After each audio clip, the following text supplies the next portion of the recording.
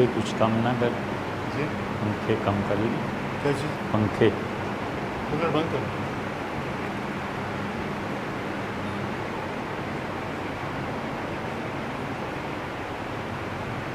تحریر فرماتے ہیں کہ مجھے مائگرین کا مرض ہے، آدھے سر کا درد، اور مجھے ڈیکلران کا انجیکشن لگوانا پڑتا ہے، وگرنہ وامٹنگ شروع ہو جاتی ہے. اب ہم سب کی اردو ایسی ہو گئی. روزے کی حالت میں کیا انجیکشن لگوا سکتی ہوں؟ یہ تو مسئلہ کئی مرتبہ آیا. روزے کی حالت میں انجیکشن لگوانے سے روزہ نہیں ٹوٹتا. بہت سی چیزیں ایسی ہیں جو وقت کے ساتھ ساتھ تبدیل ہوتی ہیں اور ہمیں ان حالات کی رعایت کرنی پڑتی ہے. دیکھیں،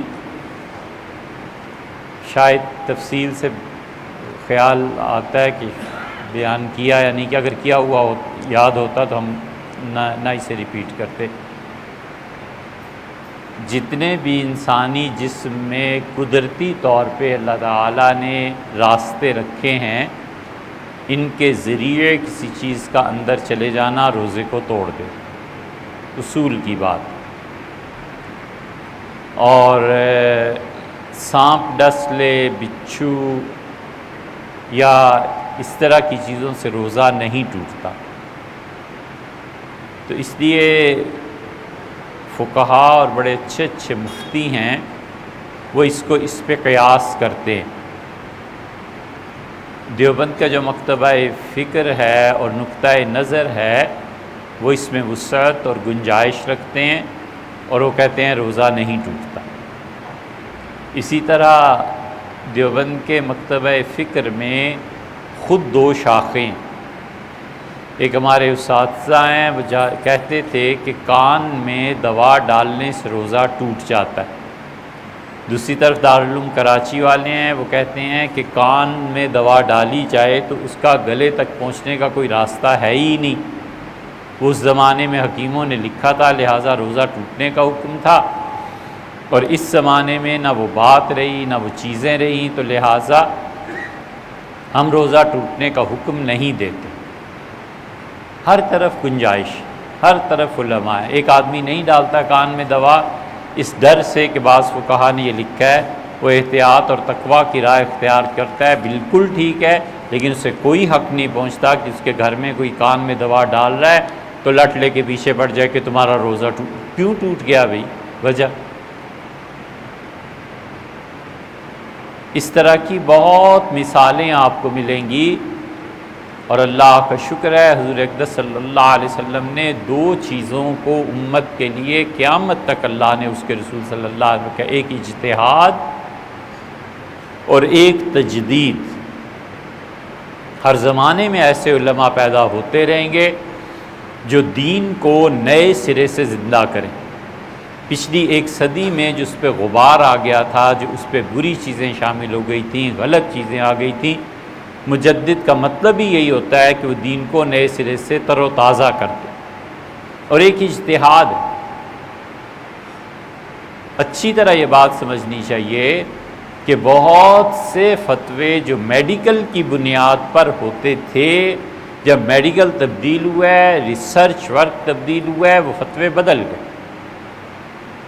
ہمارے پاس کوئی چارہ کار نہیں سوائے اس کے کہ اس پہ فتویٰ دے. مثلاً فقہا نے مسائل میں لکھا ہے کہ پریگنینسی کے دوران نکاح ہو گیا،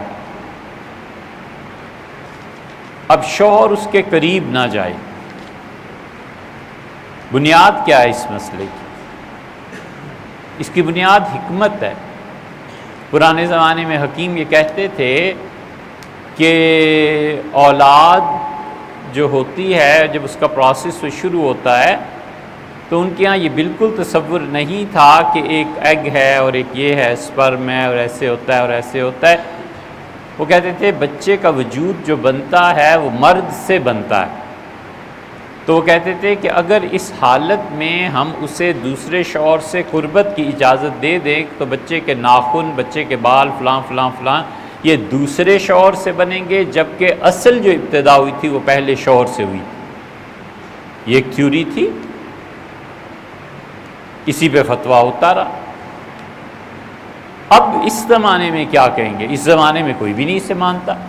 جو ڈاکٹرز ہیں وہ یہ مانیں گے کہ پچھلے زمانوں میں تھیوری تھی، اب کوئی بھی نہیں مانتا، تو اس لیے اب ہم کیوں کہیں کہ اگر نکاح ہو گیا تو قربت سے بھی منع کرو، نکاح ہو گیا تو اس کے لیے جائز۔ وہ تھیوری مٹ گئی۔ شریعت بسا اوقات آدمی کو جو جواب دیتی ہے، اس کے مسائل کا حل کرتی ہے، وہ صحیح نہیں ہوتا، وہ اس کی تسلی کے لیے ہوتا ہے کہ تم فی الحال تو اتنا سمجھو، باقی بعد میں۔ حضرت رسالت پناہ صلی اللہ علیہ وسلم کے پاس ایک باندی لائی گئی۔ ایک آدمی نے کہا اللہ کے رسول مجھ سے کوئی گناہ ہو گیا تھا، میں نے اللہ سے نظر مانی تھی کہ میں ایک خاتون کو آزاد کروں گا، تو یہ ہے، یہ مسلمان ہے تو ٹھیک ہے، نہیں تو کافر تو نہیں، مسلمان کو آزاد کرنا۔ حضور اقدس صلی اللہ علیہ وسلم نے فرمایا اس سے کہ من انا، میں کون ہوں؟ اس سے اشارہ کیا کہ اللہ نے آپ کو نازل کیا۔ حضور اقدس صلی اللہ علیہ وسلم سے پوچھا کہ اللہ کو مانتی ہو؟ اس سے اشارہ کیا کہ آسمان میں۔ حضور اقدس صلی اللہ علیہ وسلم جاؤ آزاد کر دو اسے، تمہاری نظر پوری ہو جائے گی، یہ مسلمان ہے۔ حضرت رسالت پناہ صلی اللہ علیہ وسلم اس لڑکی سے اگر بحث چھیڑ دیتے کہ اللہ تو کسی جگہ پہ قید نہیں ہے، اور آسمان سے خدا بڑا ہے یا خدا آسمان سے بڑا ہے، اور خدا کس جگہ ہے آسمان میں؟ اب عرش پہ بیٹھا ہوا ہے، نشست ہے، تو عرش چھوٹا ہے کہ خدا چھوٹا ہے؟ ولیعذ باللہ، تو ہو گیا تھا کام۔ مطلقاً اتنا پوچھا، اس لیے کہ اس سے جو مطلوب تھی تصدیق وہ ہو گئی۔ شریعت اسی طرح بسا اوقات جس جواب کو تسلیم کر لیتی ہے وہ اس زمانے کے عرف، اس کے مطابق، سطح کے مطابق ہوتا ہے۔ شریعت کو اس سے قطعاً بحث نہیں ہوتی کہ یہ صحیح ہے یا غلط ہے۔ یہ بھی ایک بچے کی مثال ہے، صدیوں اس پہ فتویٰ رہا۔ شریعت حکمت کے مطابق حکیم تھے، حکیم یہی کہتے تھے کہ کان میں، اور وہ کہتے تھے کہ تم کان میں دوا ڈالو اور صبح اٹھو گے، سو کے اٹھو گے تو حلق میں اس کا اثر محسوس ہوگا۔ اب وہ کس طرح ہوگا، کیا ہوگا؟ اور اس کی بنسبت کہتے تھے آنکھ میں دوا ڈالو تو روزہ نہیں ٹوٹتا، حالانکہ آنکھ میں دوا ڈالیں تو وہ تو جاتی ہے حلق میں، اس کے چانسز زیادہ ہیں، بلکہ ہو بھی جاتا ہے۔ تو یہ سب چیزیں اس زمانے کے طب پر مشتمل تھی۔ تو انجیکشن کا جب مسئلہ آیا تو بہت سے فقہا نے اسے جائز قرار دیا اور کہتے ہیں ٹھیک ہے، ایک راستہ تو یہ ہے، دیوبند کے مسلک کا میں یہ ہے۔ اور پھر اسی مسلک میں، دیوبند ہی کے مسلک میں، بعض حضرات یہ کہتے ہیں کہ انجیکشن میں فرق کرنا چاہیے کہ وہ نس میں لگایا جا رہا ہے یا پٹھوں میں لگایا جا رہا ہے، لیکن عمومی طور پہ کوئی فرق نہیں کرتے، اور کہتے ہیں بریلوی حضرات کے مکتبہ فکر میں وہ روزے کے ٹوٹ جانے کا حکم دیتے ہیں۔ وہ کہتے ہیں اس لیے کہ تم مثال کے طور پہ پیش کرتے ہو بچھو کو، سانپ کو، یہ وہ تو چیزیں جو غیر ارادی طور پہ ہیں نا، یہ تو جان بوجھ کے ایسے کر رہا ہے کہ ایک چیز کو وہ جسم میں داخل کر رہا ہے۔ ہم کہتے ہیں اس کے مقابلے میں کہ وہ جس چیز کو بھی داخل کر رہا ہے وہ قدرتی راستے نہیں ہے، یہ ایک آرٹیفیشل چیز ہے، اور اس کو دوا کی اجازت ہونی چاہیے۔ ساری طرف مفتی ہیں، سب طرف جائز۔ ہم کسی کو یہ نہیں کہہ سکتے کہ یہ ناجائز ہے، یہ بھی ٹھیک ہے یار، وہ بھی ٹھیک ہے۔ جینے دو لوگوں کو، اور سہولت۔ فتوے اس لیے نہیں ہوا کرتے کہ پکڑ دھکڑ جکڑ لیں، یہ کر دیں، یہ کر دیں۔ فتویٰ ہمیشہ شریعت بتاتی ہے لوگوں کی سہولت کے لیے کہ یہ کر، بس اتنی بات۔ سیدنا ابو بکر رضی اللہ عنہ جیسا انسان جب مشکل پیش آ جاتی تھی نا تو فتویٰ دینے سے بچتے تھے، کہتے فلاں سے جا کے پوچھ لو، فلاں سے جا کے پوچھ لو۔ پتہ ہوتا تھا نا کہ اگر میں بات کروں گا تو پھر سخت ہو جائے گی، فتویٰ کہیں اور سے لے لے گا تو آسانی ہو جائے گی، چلو ادھر سے جا کے پوچھو۔ سیدنا عمر رضی اللہ عنہ خود ایسے کرتے تھے۔ سیدنا عمر رضی اللہ عنہ کئی مرتبہ صحابہ کرام رضی اللہ عنہ فتویٰ دیا اور یہ کوئی غلط یا ولیعذ باللہ کوئی برا جملہ نہیں ہے، فصیح اردو میں جسے کہتے ہیں نا، اس کی زد جا کر سیدنا عمر رضی اللہ عنہ پہ پڑی۔ امیر المومنین چپ ہو گئے، فرمایا ٹھیک ہے، فتویٰ ٹھیک ہے، میں اسے مانوں۔ ایک واقعہ ایسا پیش آ گیا تھا، سیدنا عمر رضی اللہ، ایک نہیں کئی ایک، اس میں انہوں نے کفارہ ادا کیا، ناراض بھی ہوئے کہ یہ فتویٰ میرے لیے، ان کا حضرت آپ ہی کے لیے، اور کس کے لیے آپ کفارہ دیں؟ انہوں نے کفارہ دیا۔ تو اس لیے جو کوئی آدمی انجیکشن کے معاملے میں اپنے جس مسلک پر عمل کرتا ہے ٹھیک۔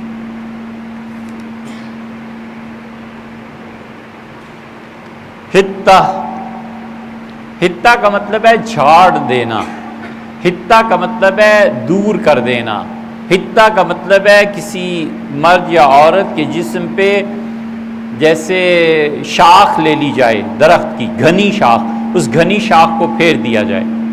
اللہ تعالیٰ نے فرمایا بنی اسرائیل سے کہ جب تم، اس کا مطلب کیا ہوا؟ یہ تو لفظی ترجمہ ہے، شریعت میں اس کا مطلب ہے استغفار، اللہ میرے گناہوں کو جھاڑ دے، اللہ میرے گناہوں کو ختم فرما دے۔ اللہ تعالیٰ نے یہ کہا تھا کہ جب تم اس شہر میں داخل ہو تو استغفار کرنا، اپنی کوتاہیوں کی معافی مانگنا کہ تمہاری نالائکیوں کے باوجود ہم نے تمہیں فتح دے دی۔ یہودیوں نے اپنی عادت کے مطابق اس حتہ کے لفظ میں نون کا اضافہ کر دیا، اور جب داخل ہوئے تو ہنتا گندم، گندم روٹی چاہیے، روٹی چاہیے، یہ کہنے لگے۔ اللہ نے فرمایا کہ 40 سال تک فتح تم پہ حرام ہے، 40 سال تک جتنے بھی مار کے لڑو گے آئندہ فتح ہی نہیں ہوگی۔ خدا کی بات کا مذاق اڑانا تھا۔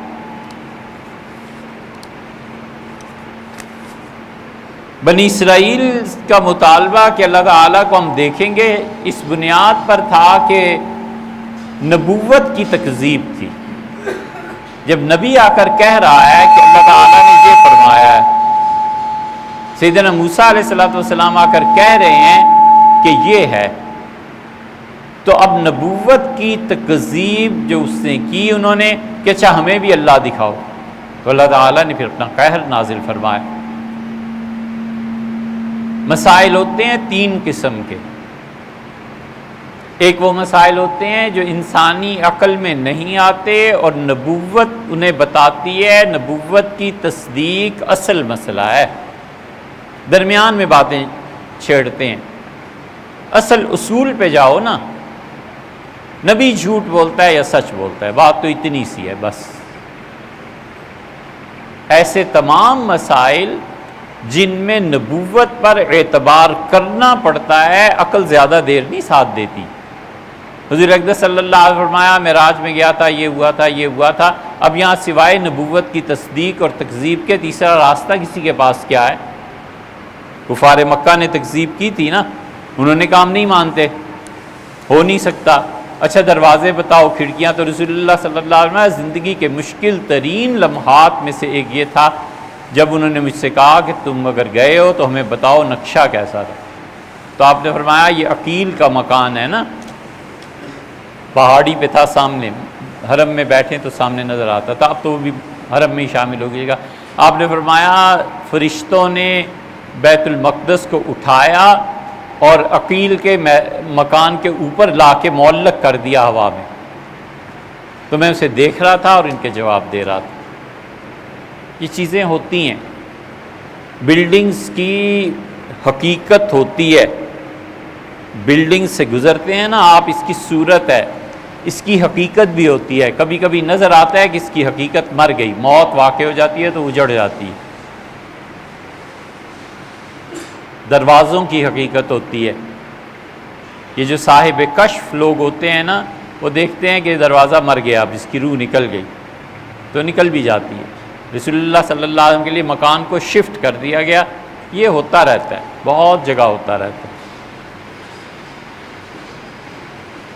اس لیے کچھ مسائل ایسے ہیں، عقیدہ ہے، عقیدے کے سامنے عقل کیا کرے گی؟ کچھ بھی نہیں کر سکتی۔ عقیدہ ہے، اللہ نے کہا انہ من یشرک باللہ، اور یاد رکھو جس نے اللہ کے ساتھ شرک کیا فقد حرم اللہ علیہ الجنہ، اللہ نے جنت اس پہ حرام کر دی، وماواہ النار، اور جہنم اس کا ٹھکانہ ہے۔ قانون اور قاعدہ خدا نے قرآن میں طے کر دیا۔ اب ایک اٹھتا ہے اور کہتا ہے جی اس سے کمپیوٹر ایجاد کیا، دوسرا بچہ کہتا ہے جی اس سے بجلی ایجاد کی، اے حضرت وہ بھی جہنم میں جائیں گے، اے حضرت انہیں بھی، اے حضرت کیا یار، اللہ نے خود فرما دیا ہے جس کی موت شرک پہ واقع ہو گئی وہ جہنم میں جائے گا اور جنت اس پہ حرام ہے، اب کر لو جو کرنا ہے۔ عقل کام ہی نہیں کرتی، عقل فیل ہو جاتی۔ دوسرے درجے میں وہ مسائل آتے ہیں جو اعمال میں ہیں، اور اعمال میں بہت سے مسائل ایسے ہیں جہاں انسانی عقل فیل ہو جاتی ہے۔ عقل کی مصیبت یہ ہے کہ مانتی نہیں ہے۔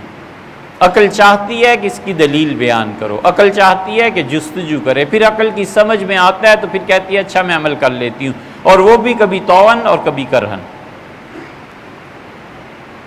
عشق ان ساری مصیبتوں سے آزاد ہے۔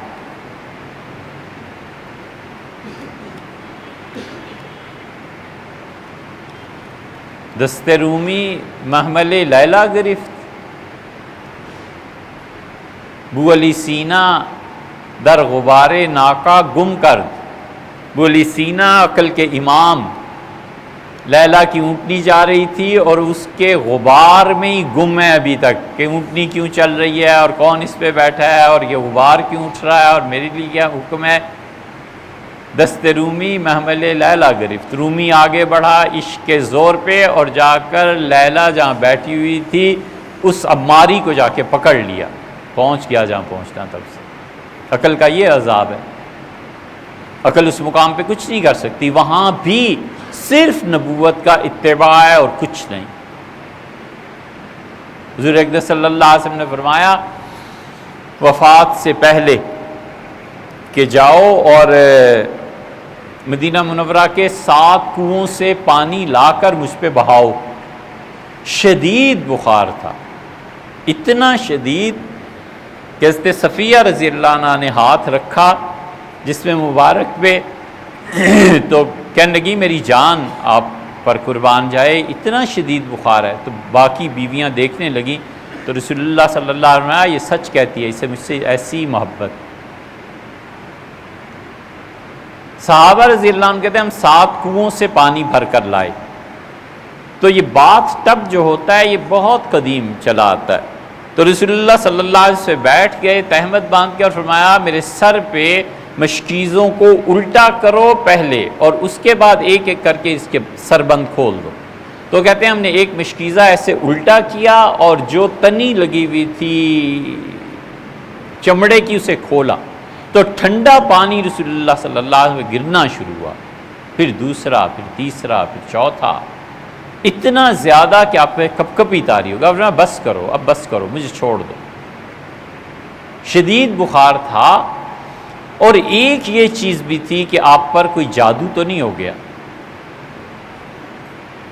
آپ بچے تو جانتے نہیں، لیکن ہوتا تھا نا کہ جب شادی ہوتی تھی تو عورتیں گاؤں میں کسی جگہ پہ 7 جگہوں سے گھڑولی بھرتی تھی اور پھر لا کے دیتی تھی دلہا کو کہ تم اس سے غسل کرو۔ ہمارے ہاں تو لوگ سمجھتے نہیں نا، وہ سمجھتے ہیں بس یہ تو بدعت ہو گئی تھی، یہ ہو گیا، تو وہ اصل میں یار یہاں سے نکلی ہے یہ بات۔ یہ اس لیے تھی کہ اسے نظر نہ لگ جائے، خوبصورت لگ رہا ہے تو ایسے نہ ہو کوئی جادو کر دے، شادی ناکام ہو جائے، طلاق والعیاذ باللہ کوئی بھی چیز، اس لیے 7 جگہ سے گھڑولی بھر کے لا کے اسے دیتے ہیں۔ تو یہ اثر ہے اس کی۔ اب بھلا بتاؤ شدید بخار میں نبی کریم صلی اللہ علیہ وسلم پانی ڈلوا رہے ہیں، کسی نے نہیں عرض کیا کہ اللہ کے رسول کیا کر رہے ہیں، یہ تو بخار بڑھ جائے گا، کیا ہوگا؟ عقل کام نہیں کرتی۔ تیسری درجے کی باتیں آتی ہیں جہاں پہنچ کے کچھ مسائل ایسے ہیں جسے انسانی عقل سلجھا سکتی ہے، اور اصل پیچ جو پڑتا ہے وہ اوپر جا کے کہ نبوت کو ماننا ہے یا نہیں ماننا، نبوت کو نہیں ماننا، سب باتیں ٹھیک ہیں، آپ بالکل ٹھیک۔ نبوت کو اگر مانتے ہو تو پھر ساری کے سارے دلائل غلط ہیں، جو رسول اللہ صلی اللہ علیہ وسلم فرما دیا ختم ہوئی بات۔ اتنا البتہ ضرور ہے کہ ہمیں یہ اطمینان کر لینا چاہیے کہ انہوں نے فرمایا ہے یا نہیں فرمایا۔ اسی لیے رسول اللہ صلی اللہ علیہ وسلم نے اپنے متعلق یہ فرمایا کہ جس آدمی نے مجھ پہ جھوٹ بولا اس کی سزا یہ ہے کہ اسے قتل کر دیا جائے، کیونکہ زبان مبارک ہی تو اعتبار ہے۔ انہوں نے ہی تو کہا ہے اللہ ایک ہے تو ہم مانتے ہیں، اگر وہ نہ فرماتے، وہ کہتے ہیں اللہ تین ہے تو ہم میں سے کون ایک مانتا؟ سب کچھ اس زبان مبارک کا اعتبار ہے۔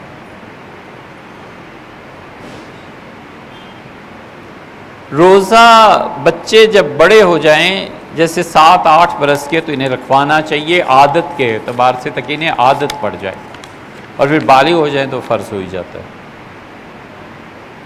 یہ حضرت اتنا بڑا پرچہ، درخت کٹوانے ہیں کیا؟ والدہ کو زکوٰۃ نہیں دی جا سکتی۔ زکوٰۃ جو ہے یہ اصول اور فروع میں حرام ہے۔ اصول کا مطلب یہ ہوا کہ ماں، نانی وغیرہ وغیرہ اوپر، اور دادا دادی، والد، یہ سارے، اور نیچے جو ہوتے ہیں سگے رشتے ہوتے ہیں، جیسے پوتا پوتی، نواسا نواسی، یہ بالکل ڈائریکٹ جو رشتے بنتے ہیں نا، ان میں زکوٰۃ نہیں دی جا سکتی۔ برابر میں بہن بھائیوں کو، بھتیجی، بھتیجا، بھانجا وغیرہ، انہیں زکوٰۃ دی جا سکتی۔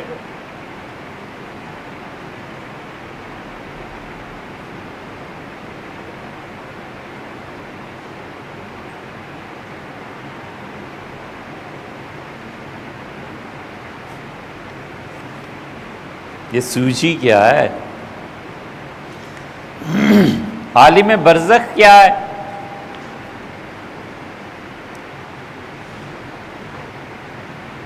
برزخ پہ ایمان لانا فرض ہے۔ اللہ تعالیٰ نے قرآن میں فرمایا وَمِن وَرَائِهِمْ بَرْزَخٌ إِلَى يَوْمِ يُبْعَثُونَ، اور اس زندگی کے بعد، موت کے بعد تمہارے لیے برزخ کا عالم ہے، ایک دنیا ہے، اس وقت تک جب تک قبروں سے نہ اٹھائے جاؤ۔ ایک روح کا عالم تھا، اور پھر ایک یہ دنیا ہے، اور عالم ارواح اور اس دنیا کے درمیان ایک جہان ایسا گزرا ہے جب یہ بچہ بنایا گیا، اس کے سر پاؤں بنے، وجود بنا، اور عالم ارواح سے روح آ کے اس میں شامل ہوئی، اور پھر یہ دنیا میں آیا۔ بالکل اسی ترتیب کو اللہ نے رکھا ہے کہ اس دنیا میں تھا، اور پھر قبر میں جائے گا، اور قبر کے بعد آگے ایک جہان ہے۔ یہ جو قبر ہے نا، یہ جو ساری اس موت کے بعد اور اس دنیا کے شروع ہونے سے پہلے ہے، یہ برزخ ایسے ہی ہے جیسے عالم ارواح سے اس دنیا کی وجود کا سفر، اور اس پہ ایمان لانا فرض ہے، کیونکہ اگر اس کا انکار کرے گا تو قرآن کریم کی اس آیت کا انکار لازم آئے گا۔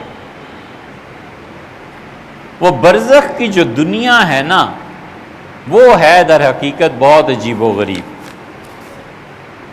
فلاں آدمی جنت میں چلا گیا یا جہنم میں چلا گیا، کچھ لوگ اس عالم برزخ سے گزارے بغیر خدا جنت میں بھیج دیتا ہے۔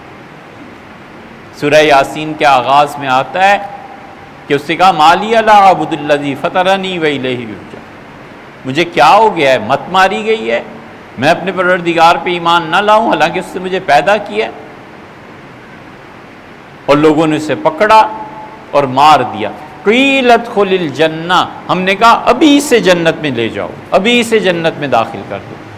یہ جو اللہ کا فرمان ہے کہ اسے ابھی جنت میں داخل کر دو، لے گئے جنت میں، اسے پہنچا دیا، نہ ہی اب وہ جنت سے باہر آئے گا اپنا حساب دینے کے لیے، قیامت کے دن کی کوئی اس پہ سختی نہیں ہے، سیدھا جنت میں چلا گیا۔ یہی دوسری طرف بھی ہے، کچھ لوگوں کی سزا اتنی شدید ہوتی ہے کہ وہ جو ہی مرتے ہیں نا انہیں جہنم پہنچا دیا جاتا ہے۔ فرعون اور اس کے ماننے والے، اللہ نے فرمایا جو ہی وہ مرے، ہم نے کہا انہیں فوراً جہنم میں داخل کرو، غدوا وعشیا۔ ایک جگہ آتا ہے کہ وہ جہنم کی آگ پر چڑھائے جاتے ہیں صبح اور شام۔ جیسے بیکری آپ نے دیکھی ہو نا، تو بیکری میں وہ لمبے لمبے گرز ہوتے ہیں، اس کے آگے چپٹے ایک چیز لگی ہوئی ہوتی ہے، اس کے ذریعے وہ اس کو اندر کرتے ہیں پکنے کے لیے، کیکس کو باہر نکالتے ہیں۔ بالکل اسی طرح اللہ نے فرمایا چڑھاؤ انہیں جہنم پہ صبح اور شام، صبح اور شام جہنم میں آگ میں وہ ڈالے جاتے ہیں۔ ان کے لیے بھی ایسے ہی، یہ بعض بدبخت ہوتے بھی ایسے ہی، ان کے کرتوت اس قابل ہوتے ہیں کہ مرتے عالم برزخ کوئی نہیں ہے ان کے لیے، سیدھے جہنم میں گئے۔ تیسری قسم عالم برزخ کی یہ ہے کہ اس آدمی کا وجود ختم ہو جائے، دریا میں مچھلیوں نے کھا لیا، جل گیا، حادثے میں اس کی لاش ختم ہو گئی، مٹ گئی، اب اس کا کیا بنے گا؟ تو لکھا یہ گیا ہے کہ اس عالم برزخ میں اس کے اعمال کے مطابق اسے ایک جسم دیا جاتا ہے۔ مثلاً اس مرنے والے پر دھوکہ دینے کا غلبہ تھا، دھوکہ دیتا رہتا تھا، تو لومڑی کی قسم کا ایک جانور اسے دیا جائے گا، اس کی روح اس پہ چلی جائے گی کہ فی الحال تو تم رہو نا اپنے کرتوتوں کے مطابق، وقت آئے گا تو دیکھیں گے۔ اس پہ بے حیائی کا غلبہ تھا تو اس کی روح سور کے جسم میں داخل کر دی جاتی ہے۔ اسے ہر بات پہ کاٹنے کا مرض تھا تو کتے کی صورت میں داخل کر دی جاتی ہے۔ محقق طوسی نے کسر الاسنام الجاہلیہ جو کتاب لکھی ہے اس میں انہوں نے بہت اچھا اس کا بیان کیا ہے۔ اہل تشیع میں اور ہمارے حضرات میں حضرت شاہ عبدالعزیز صاحب محدث دہلوی رحمۃ اللہ علیہ نے اس روح کے ساتھ کیا ہوتا ہے حضرت نے اس کا ذکر کیا ہے، اور حضرت ہی نے اس میں لکھا ہے کہ اس عالم کے بعد بسا اوقات روحیں بہت ہی بدصورت قسم کے جسم میں داخل کی جاتی ہیں، اور اللہ کا حکم ہوتا ہے کہ تم بدصورتی کے ساتھ انسانوں کو جا کر تکلیف پہنچاؤ۔ تو خواب میں آ جاتی ہے وہ روح، آدمی سمجھتا ہے چڑیل آ گئی، وہ چڑیل نہیں ہے، وہ جسم ایسا ہی ہے۔ اسی طرح جنات، ارواح اس طرح سے آ جاتی ہیں۔ شاہ عبدالعزیز صاحب رحمۃ اللہ بڑی تفصیل سے لکھا ہے۔ اور اسی عالم برزخ میں جو نیک آدمی تھا اس کو شاندار چیزیں دی جاتی، زبردست۔ حضور اقدس صلی اللہ علیہ وسلم کو بڑی محبت تھی حضرت جعفر رضی اللہ عنہ سے۔ یہ چار بھائی تھے نا، طالب، عقیل، علی اور جعفر۔ حضرت ابو طالب کے چار بیٹے تھے، اور چاروں بیٹے ان کے ایک سے دوسرا بھائی، دوسرے سے تیسرا، اور پھر چوتھا 10 سال کے وقفے سے تھے، 10 سال چھوٹے تھے۔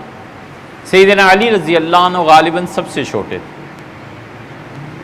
تو جعفر جو تھے ان سے سیدنا علی رضی اللہ عنہ کو بڑی محبت تھی، بھائی تھے ویسے بھی، اسی لیے تو رسول اللہ صلی اللہ علیہ وسلم نے بہت چیزیں فرمائی ہیں۔ حمزہ، جعفر اور علی رضی اللہ عنہ، ان تینوں کی اولادیں آپس میں رشتہ دار تھے۔ جعفر کے بچے کہتے ہیں رضی اللہ عنہ کہ رسول اللہ صلی اللہ علیہ وسلم مدینہ منورہ سے باہر آ کے سفر میں رکتے تھے تو اطلاع کی جاتی تھی، مدینہ منورہ میں اعلان ہوتا تھا کہ کل صبح رسول اللہ صلی اللہ علیہ وسلم مدینہ منورہ میں داخل ہوں گے، تو ہم بچے راستے میں کھڑے ہو جاتے تھے، تو رسول اللہ صلی اللہ علیہ وسلم اونٹ سے، جعفر رضی اللہ عنہ کے بیٹے عبداللہ کہتے ہیں بچہ تھا، مجھے اٹھاتے تھے اپنے ساتھ بٹھا لیتے تھے، کبھی پیچھے بٹھا لیتے تھے۔ تو یہ جعفر رضی اللہ عنہ کے اولاد بہت پیاری، چچا زاد بھائی بھی تھے رسول اللہ صلی اللہ علیہ وسلم کے۔ پھر یہ ہجرت کی تھی انہوں نے حبشہ سے دوسری ہجرت کی مدینہ منورہ۔ مدینہ منورہ اس دن پہنچے خیبر جب فتح ہوا تھا، تو رسول اللہ صلی اللہ علیہ وسلم چور چور تھے تھکن سے، اور اس دن دو چیزیں پیش آ گئی۔ آپ گھر آئے تو لیٹ گئے چارپائی پہ۔ حضرت عائشہ رضی اللہ عنہ کہتی ہیں کہ دروازے پہ دستک ہوئی فوراً، تو آپ نے فرمایا کون؟ اس سے کہا جعفر۔ فرمایا کون جعفر؟ کا ابو طالب کا بیٹا۔ تو رسول اللہ صلی اللہ علیہ وسلم نے اوپر کی چادر اتار رکھی تھی، کہتی تھی میں نے زندگی میں سب سے زیادہ جسم مبارک اس دن دیکھا قمر رسول اللہ صلی اللہ علیہ وسلم کی، اور آپ اٹھے اور چادر گھسیٹتے ہوئے جلدی سے لپکے اور جا کے دروازہ کھولا اور جعفر کا ماتھا چوما، پیار کیا۔ فرمایا جعفر کچھ سمجھ نہیں آتا، خیبر کی فتح سے خوشی ہے زیادہ یا تمہارے آنے کی خوشی زیادہ؟ ہم بے قدوم جعفر رضی اللہ عنہ کی ہوئی شہادت۔ تو پوچھا گیا کہ اللہ کے رسول عالم برزخ میں یہی مراد تھی کہ جعفر کے ساتھ کیا ہوا؟ تو رسول اللہ صلی اللہ علیہ وسلم نے فرمایا اللہ نے جعفر کو بلایا اور اللہ نے کہا جعفر میں نے تمہاری شہادت کو قبول کیا. اللہ تعالیٰ نے کہا فرشتوں سے کہ ایک بہترین پرندہ سبز رنگ کا، گرین کلر، اس میں جعفر کی روح کو ٹھکانہ دو اور میرے عرش کے نیچے ایک جگہ بناؤ، اور جعفر تم جاؤ جنت میں جو تمہارا جی چاہے کھاؤ پیو، اور جب شام ہو جائے، کوئی خاص وقت ہوگا نا، شام ہو جائے تو میرے عرش کے نیچے آ کے اپنے گھر میں ادھر رہا کر. یہ ان لوگوں کے لیے ہے جن کے مقام اور مرتبے بڑے وسیع. حضرت ابو سعید خدری رضی اللہ عنہ کے ابو داؤد میں روایت آتی ہے، ان کا انتقال ہو رہا تھا تو ایک عورت آئی اور اس سے کہا ابو سعید اب آپ کل انتقال کر جائیں گے. ان کا تمہیں کیسے پتا؟ ان کا میری والدہ آئی تھی خواب میں اور کہہ رہی تھی کہ عالم برزخ میں میرا کفن بہت پرانا ہو گیا ہے، تو ابو سعید آ رہے ہیں، یہاں اعلان ہو گیا ان کے آنے کا، تو ایک کفن میرے لیے بھیج دینا، یہ جو باقی اچھے اچھے کفن پہن کے آتے ہیں میں شرمندہ ہوتی. یہ صحیح حدیث میں آیا ہے کہ ان کے کفن میں ایک اور کفن رکھا گیا ان کی وصیت کے مطابق. یہ عالم برزخ بہت بڑی چیز ہے. جو لوگ اس جہان سے جاتے ہیں خدا ان کا کیسے کیسے اکرام کرتا ہے، شام ہو جائے اتنی باتیں. جنت اور جہنم میں چلا گیا اسے نہیں بلایا جائے گا، پھر اس کا فیصلہ جو ہو گیا.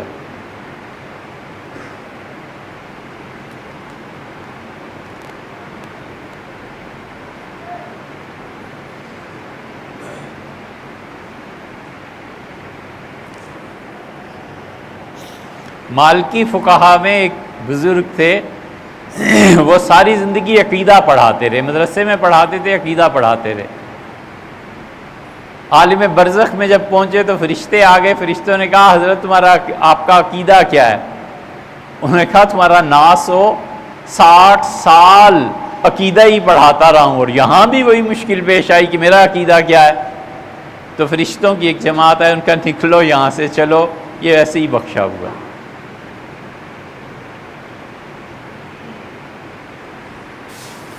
Can we do toothbrush and paste in roza, in fasting? Any advice from? اچھا دیکھیے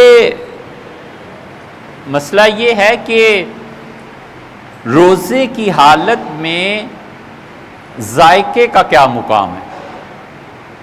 آغاز یہاں سے مسئلے کا ہوتا ہے اصول میں. ہمیشہ اصول فقہ میں اور اصول پہ جانا چاہیے کہ اصول کیا ہے.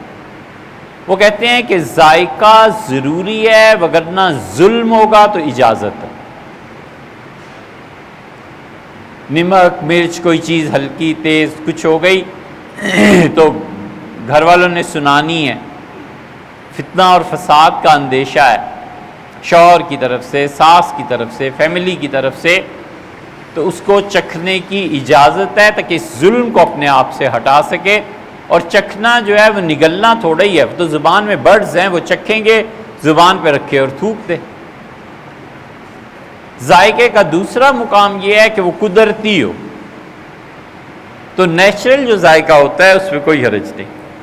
مثلا نیچرلی اس نے مسواک کی، اس کا ذائقہ ہے نیچر میں شامل ہے، کوئی حرج نہیں.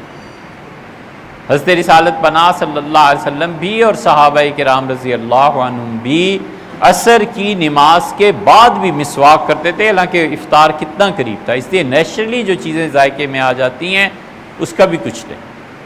ڈاکٹر ہے، کسی چیز کو اس سے چکھنا ہے اور مریض کی حالت ایسی ہو رہی ہے، وہ پہلی کیٹیگری میں آ جائے گا. دوسری کیٹیگری اس میں مسواک ہے، اور تیسرے آرٹیفیشل، اور اس کا کوئی ضرورت بھی نہیں ہے، وہ دوسرے وقت میں بھی پوری کی جا سکتی ہے. اس ذائقے کے لیے فقہا نے لکھا ہے ناپسندیدہ ہے، اچھا نہیں، مکروہ ہے. مکروہ کا مطلب یہ ہوتا ہے کہ ناپسندیدہ چیز. اس کی بھی دو قسمیں ہیں نا، ایک مکروہ تنزیہی ہوتا ہے یعنی کسی درجے میں اچھا نہیں ہے، اور ایک مکروہ تحریمی ہوتا ہے، مطلب یہ کہ بالکل ہی اچھا نہیں ہے، خبردار اس کے قریب نہ جاؤ. تو یہ جو پیسٹ ہے اس کا ذائقہ آرٹیفیشل ہوتا ہے اور اس کو نہیں کرنا چاہیے، اچھا نہیں ہے. لیکن اگر کوئی کرے گا تو اس کا روزہ نہیں ٹوٹ جائے گا. ایک ہے برش کا استعمال. برش کا استعمال ویسے ہی اس نے کیا، اس نے پیسٹ یوز ہی نہیں کی تو کوئی حکم ہی نہیں ہے اس پہ، وہ تو اسی طرح ہے جس طرح اس نے مسواک کا استعمال کر لیا۔ فرق یہ ہوگا کہ مسواک میں ذائقہ ہوگا تو یہاں برش ہے، اس کا ذائقہ نہیں ہوگا۔ مفتی کفایت اللہ صاحب رحمۃ اللہ علیہ کہتے تھے کہ برش اور مسواک ایک ہی حکم ہے۔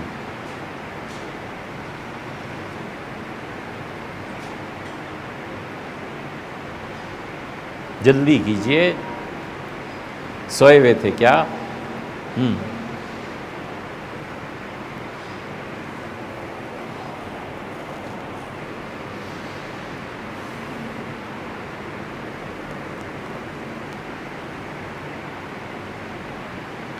استھما میں جو پف لیتے ہیں نا، اس سے روزہ ٹوٹ جائے گا، نہیں کرنا چاہیے۔ جتنے بھی عذر شریعت خود مانتی ہے، بھول کے بھی دل میں وسوسہ بھی نہیں پیدا ہونا چاہیے کہ میرا ثواب کسی سے کم ہو گیا، غلط بات ہے۔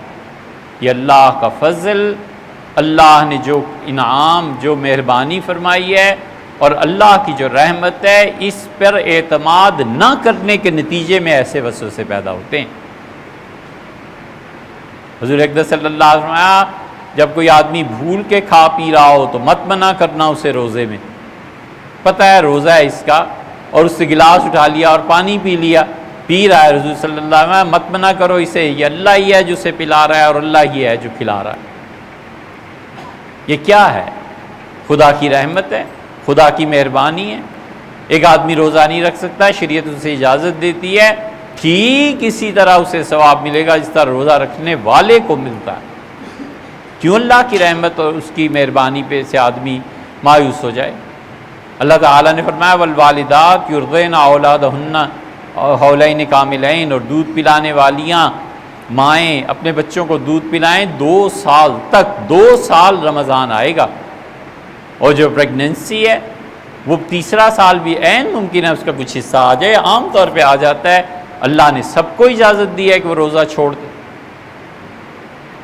لیڈی ڈاکٹر ہے، اس میں اصل دار و مدار اس لیڈی ڈاکٹر کا ہے جس میں کوئی خدا کا خوف ہو۔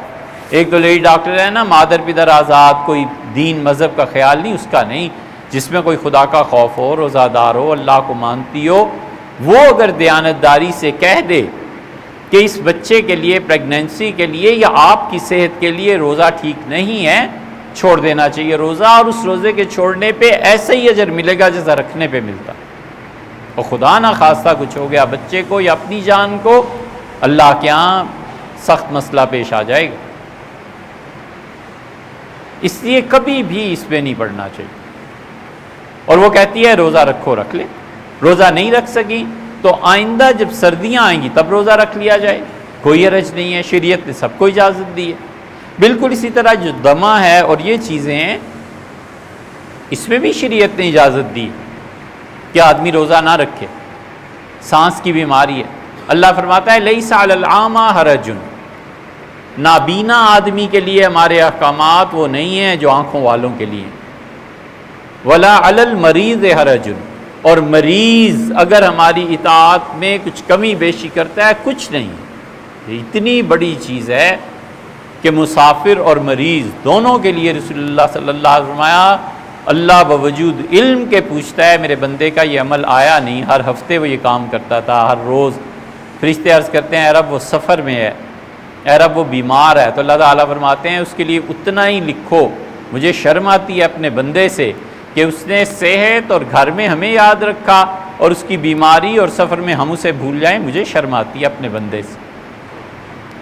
یہ سب اس قسم کے جملے ہمیں سمجھانے کے لیے، اور اللہ نے کہا ولا علی العارج حرج، اور جس آدمی کی ٹانگ کٹی ہوئی ہو، ایک پاؤں سے معذور ہو، یا جو نہ چل پھر سکتا ہو، اس آدمی پہ بھی کوئی ایسی چیز نہیں ہے جس کے لیے ہم انہیں زحمت دیں۔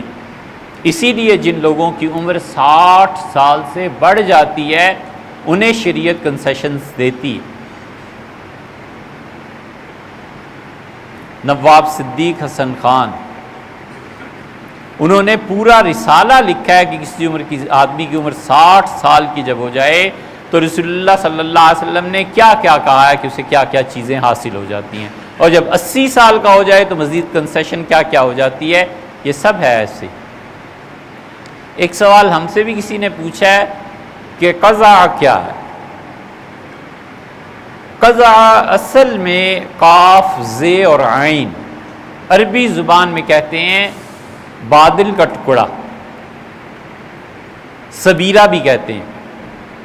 کبھی کبھی آپ دیکھیں نا بادل کا ایک ٹکڑا آسمان کے کسی حصے میں ایک آدھ ہفتے کے لیے جم جاتا ہے، روز وہ ٹکڑا نظر آتا ہے، روز نظر آتا ہے، اسے سبیرہ کہتے ہیں. یعنی وہ صبر اسی لیے کہتے ہیں نا کہ وہ آدمی کو جما دیتا ہے. تو قضا اصل میں عربی میں بادل کا ٹکڑا. پھر سر انسانوں کا، بچوں کا، یہ چونکہ ایک بادل کے ٹکڑے سے مشابہت رکھتا ہے اس لیے قضا کہتے ہیں انسان کے سر کو بھی، اور سر میں بھی یہ حالت کہ اس کے بال نہ ہوں. اگرچہ بعض نے کہا بالوں سمیت بھی ہوگا تو قضا ہوگا. تو قضا کا حکم کیا ہے؟ قضا ہوتی کیا ہے؟ قضا کا مطلب یہ ہے کہ آدمی اپنی حجامت میں سر کا کچھ حصہ بال کٹوا دے اور کچھ رہنے دے. اس کی ایک صورت تو یہ ہے کہ درمیان سے چندیا کھلوا دے اور جھالر کی طرح باقی ہر طرف بال رہیں. دوسری صورت بالکل اس کے برعکس ہے کہ وہ درمیان میں بال رکھ لے اور چاروں طرف سے بال ختم کر دے. تیسری صورت یہ ہے کہ وہ اپنے بالوں سے کوئی ڈیزائن بنا لے سر کے بالوں میں. اور چوتھی صورت یہ ہے کہ وہ آدمی اپنے بالوں کو ایک طرح کا نہ رکھے، کہیں سے کم کہیں سے زیادہ. ان چاروں صورتوں میں اگر کافروں سے تشبیہ ہو تو جائز ہی نہیں. ہمارے زمانے میں کافروں سے کوئی تشبیہ رہی ہی نہیں. اب یہودی بھی ایسے ہی بال کٹواتے ہیں، مسلمان بھی ایسے ہی کٹواتے ہیں، اب وہ چیز رہی ہی نہیں. یہ کبھی دلی سے مذاکرات کے لیے آتے ہیں نا ہندو، اور اسلام آباد سے بھی سیکٹری، ان سیکٹریز کی تصویر ذرا غور سے دیکھو. حرام ہے جو پتہ چلے کہ کافر کون ہے اور مسلمان کون ہے اور ہندو کون ہے اور مسلمان بالکل سر سے پاؤں تک ایک ہی نظر آتے ہیں. اور بھی جگہیں ایسی ہیں، یا عالمی کانفرنسز ہوتی ہیں، مسلم دنیا کے لیڈرز بھی جاتے ہیں، کافر بھی آتے ہیں، تو کیا پتہ چلتا ہے؟ ایک صورت تو یہ. دوسری صورت یہ ہے کہ آدمی ایسے بال کٹوائے کہ بدنما لگے، لوگوں کو مذاق اڑانے کا موقع ملے.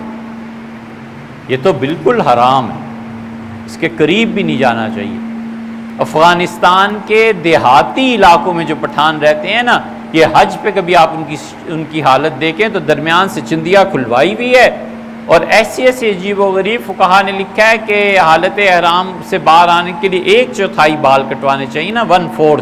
تو کیا کرتے ہیں، سر کو 4 حصوں میں تقسیم کر کے 1/4 ادھر سے کٹوا لیا، پھر عمرہ کیا ادھر سے کٹوا لیا، پھر تیسرا عمرہ اور پھر چوتھا. یہ سب صورتیں جائز ہی نہیں. اصول کی بات یہ ہے کہ آدمی کبھی بھی ایسی چیز نہ کرے جس سے لوگوں کو دین کا مذاق اڑانے کا موقع ملے. عامش بہت بڑے محدث تھے. عامش رحمۃ اللہ علیہ کی حدیث، عامش کی بحث، عامش جو تھے وہ امام ابو یوسف اور امام محمد سے لگا کھاتے تھے رحمہم اللہ. ایک مرتبہ امام ابو یوسف رحمۃ اللہ سے ملنے گئے تو انہوں نے ایک مسئلہ بیان کیا. عامش نے کہا یہ کہاں سے تمہیں سمجھ میں آیا؟ ان کا حضرت وہ حدیث جو آپ سے سنی تھی. تو عامش نے کہا کہ تو ابھی پیدا بھی نہیں ہوا تھا تو اس وقت بھی مجھے یہ حدیث یاد تھی، لیکن معانی اس کے آج سمجھ میں آئے. تو یہ جو صورت ہے نا کہ لوگوں کو مذاق اڑانے کا موقع ملے، کبھی بھی اس پہ نہیں آنا چاہیے. یہ عامش کے استاد آئے ملنے، وہ عارج تھے، پاؤں ان کا خراب تھا. تو شام کو چلے، انہوں نے کہا کچھ مارکیٹنگ کرنی ہے، کچھ چیزیں خریدنی ہے. تو عامش جو تھے ان کی آنکھیں بہنگی تھیں. عامش کہتے ہی عربی میں اس کو ہے جس کو صحیح نظر نہ آئے، بہنگا. تو جہاں جاتے تھے لوگ ہنستے تھے، لوگ کہتے تھے یہ جوڑی صحیح ہے، ایک لنگڑا ہے اور ایک کی آنکھیں خراب ہیں. عامش کہتے تھے مجھے اپنے استاد کی عظمت اس دن کھلی جب واپسی پہ انہوں نے مجھ سے کہا کہ عامش آئندہ ہم کہیں اکٹھے نہیں جائیں گے. میں سمجھ تو گیا، میں نے پوچھا فرمانے لگے دیکھا نہیں لوگ مذاق اڑاتے ہیں.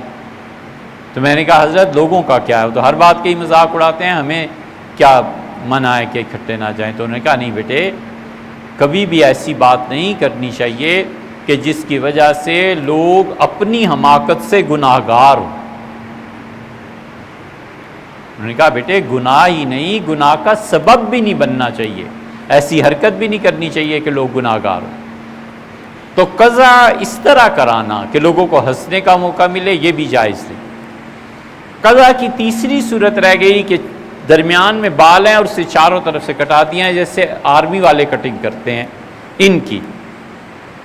اس کو کوئی پسندیدہ نہیں مانا گیا, کوئی اچھی چیز نہیں سمجھی گئی.